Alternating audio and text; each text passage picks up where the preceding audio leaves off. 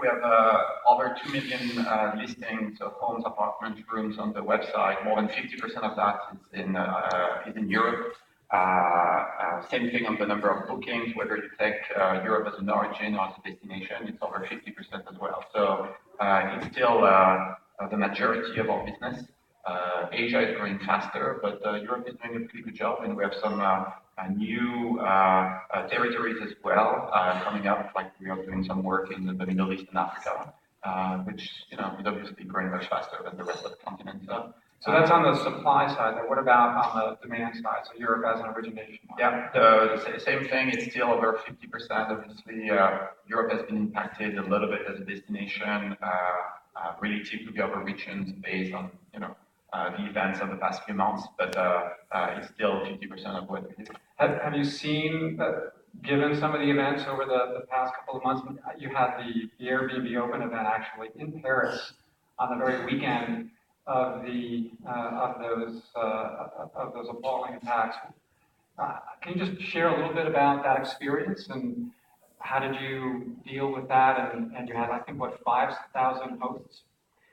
Yes, the event was taking place on Wednesday, Thursday, Friday, and Saturday, and the events happened on Friday night. So the first thing we did was to account for all the employees and all the hosts that we had. So we had 600 employees and a little bit more than 5,000 hosts in Paris at the time.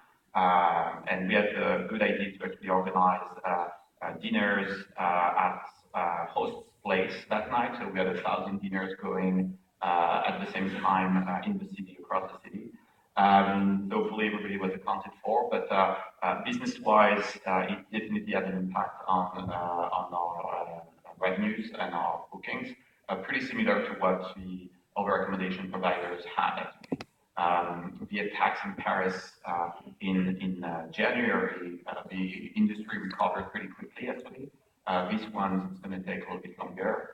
And you have some specific origin markets, especially in Asia, where the decrease can be as high as 60 or 90%. So it's been pretty brutal. 60 to 90%. So it's a little bit different from GDP, which I think Marcello showed us earlier was about 1.3% for Europe. So that's not too bad. Yeah. So you have just launched a new advertising campaign. We actually played a commercial yesterday for a different session. We're going to come back to some of the reactions to that on that session. But so the topic and the theme is live there. Can you tell us a little bit about who you are speaking to in that advertisement? Yeah, so the goal is